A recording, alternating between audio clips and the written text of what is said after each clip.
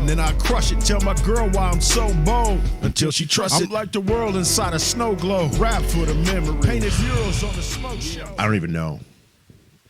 I think that you do have to realize that communication is the key to every relationship, right?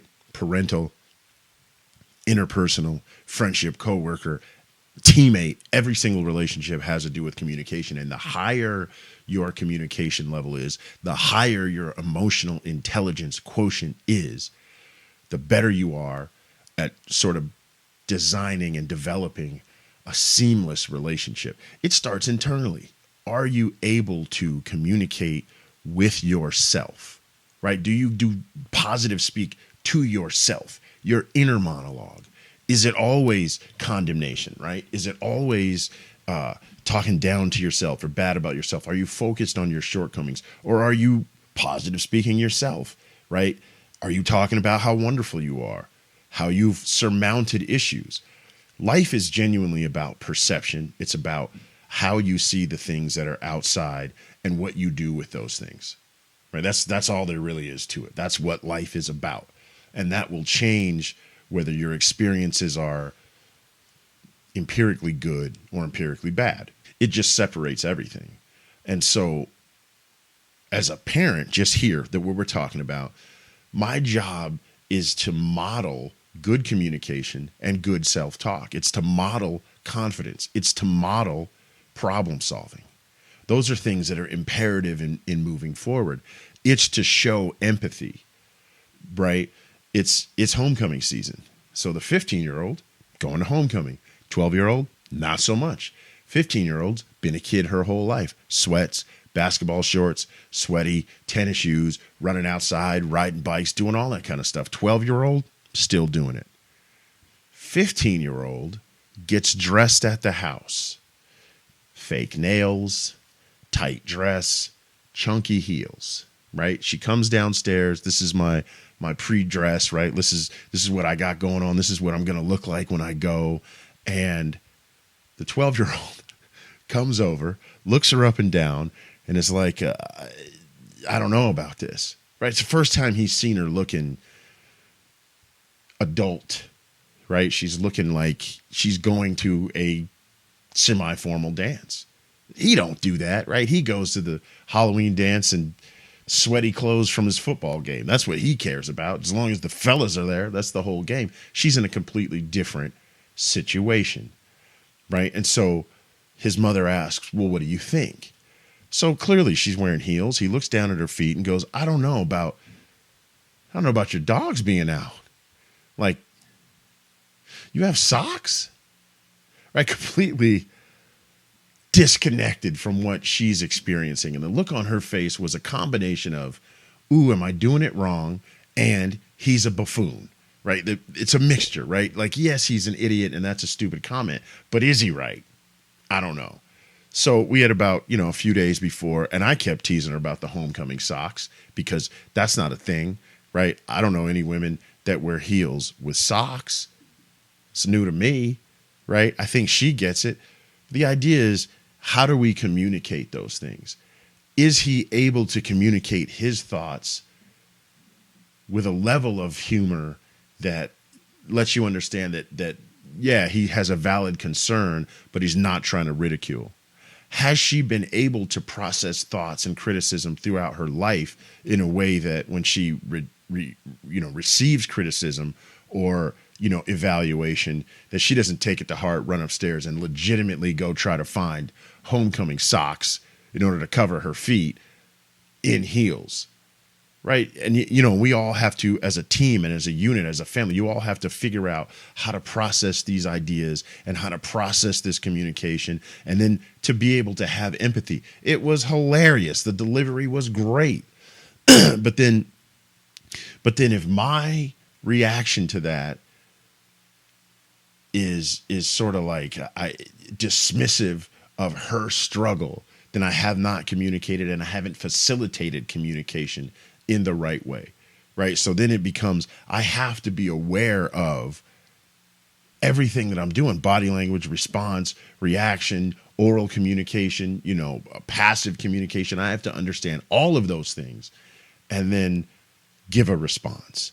And then my reaction will dictate everybody else's reaction. It creates the milieu inside the home, right? It creates the atmosphere. How do we get down in this household, right? Is it okay to make jokes? For me, yes, it brings lightness. Is it okay to make jokes at someone's expense with the express ideology and purpose of ridicule and making fun of them and hurting them? Well, that's not okay. And so, therefore, your jokes have to be empathetic, and then you have to keep reading the scene. You got to read the room every time you speak, every time you open your mouth. You got to read that. So I say that to say that when you are in a bad situation in your relationship, look back to the building blocks of that relationship, right? The first stage is always, what is it that I think of myself? Am I talking myself up? Am I being objective, right? Am I telling myself I'm wonderful when I'm not? I'm perfect when there are things that I need to address. And am I over exerting the attention to the things that are not comparably that bad? Am I focused on the horrible things when they're not so horrible, right? That's the number one thing. Can I get into a position where I have sort of like a homeostasis, like a balance in my emotional being?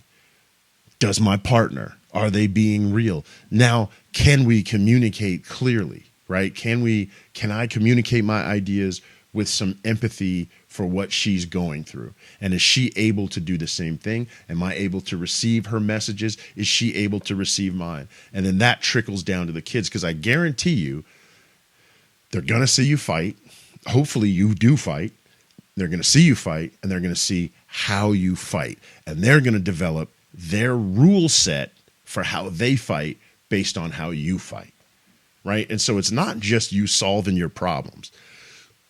It's not just you going, okay, this is my difficulty with her, and now I'm going to win this argument. It is you setting your kid up for whatever relationship they're going to have later on. Right. And so if your whole goal in your argument is to win the argument, then you're going to have a kid who models that behavior, potentially models that behavior. And their whole goal in arguments is winning fights at all cost. Insults, maybe they kowtow, right? Maybe they absorb things that they definitely don't want to. Maybe their boundaries are too far, right? Those are walls, or they don't have boundaries enough. They're now a pushover, right? And so how you guys interact in front of them will also let them know what to expect and who to choose. I'm choosing a person who knows how to fight correctly. I'm choosing a person who argues the point and is on my team looking to solve that point, right? And that's the advice that I give to younger couples that are just starting out or early in their relationship. Listen, it's cool to focus on why you love a person. That's cool. She's great. She can cook. She makes everybody comfortable. She's funny. She's gorgeous. And all those things are temporary, right? You get a lady who's got Alzheimer's and now she's not sharp, can't cook. Maybe she doesn't work out. I don't know, whatever the situation is. But listen, pay attention to how you two fight. Are you bringing up old stuff? Do you have unresolved issues that you're talking about? Are you able to focus on problem solving? Are you calling each other names? Somebody's going to overhear that, right? Your parents, it's just embarrassing, but your kids, it shapes, generational cycles of bad relationships, if that's what it is that you're doing. So focus on learning how to argue, learning how to set up an atmosphere in your home where everybody has boundaries, but everybody also doesn't take themselves too seriously. Focus on when you do argue with your spouse that you keep your wits about you, right? And you're modeling how to fight. Because what young couples don't understand is they think, oh, this is going to be amazing. It's so great today. It's going to be like this forever. And even when they can conceptualize, I get it, there's going to be tough days, they don't really understand what that does to you, how you surmount those issues, right? Remember, even in a fight, you're talking to somebody that you love. right? Now, you don't have to talk to them, baby, baby, sweetness, all this, but you are talking to someone that you're going to see later, that you do love, that you don't want to burn a bridge for, right? And so understanding, how to get through this difficulty together, understanding not to do things that will cost you points in your relationship, right? Etching away at the credibility you each have for each other, because once it's gone, the fabric's over. You just can't get it back. It is what it is. But just understand how to argue with the person, how to model that arguing, because somebody's going to overhear that. And you will find when you're frustrated with your children's relationships, right, with the spouses and the partners that they choose, when you're frustrated, track it back to, are you watching your children argue, and are they arguing the same way that you modeled the behavior? By then it's too late, but at least it'll let you know, yeah, that is partially your fault, right? Screaming all in the house, throwing stuff, calling each other names. And yeah, eventually you get back together, but things are destroyed. You've said things that maybe you can't take back. And now you have a child who runs into somebody who may not take that and shouldn't. And now your child is continuously being dumped. Your child is continuously being left, and that's your fault, right? So just be aware of how you model behavior and what atmosphere you're setting up, and at what price, right? At what price are you winning these arguments? And then consider a little pre-planning, right? Just consider, like, okay, I know we're going to have a fight at some point, and here's what I can see that we may conceivably debate about. Like, I know as a grown man that at some point a boy is going to sort of depart from the, maternal mothering and sort of need that paternal figure. They're going to need a father or a father figure. They just do. They get to a point where they can't even really hear the woman's voice. I'm not listening to you. Like, you can't do too much to me. You can't push me around. I'm a real man. I'm going to get out here and do some things. And at that point, the father is a very, very different energy, right, in that kid's life. The difficulty is, I don't think women understand that, especially mothers, right? Especially single mothers. They don't really understand that, and it can be insulting. It can be an attack on their motherhood. I'm unable to raise this boy, and now I have to go out here and seek, additional help. I can't do it on my own. That's anybody, right? If you're an individual, especially, like I say, single moms, where you're used to doing everything yourself, and the child's not dead, he's not going to prison, but that doesn't mean you're doing a good job, right? Because that is not your lane, and it is insulting.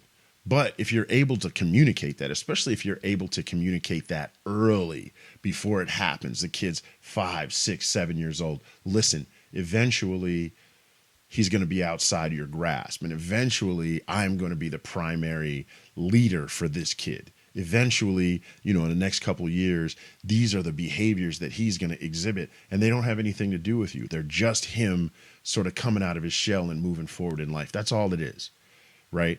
Well, when it gets here, if you've been sort of pre-programmed to understand and to see, like, okay, this is it, it's not so insulting, which then prevents a lot of difficulties, arguments, insecurities between the relationship, right? It's a great example of how you pre-plan for communication and how you continually communicate throughout the relationship.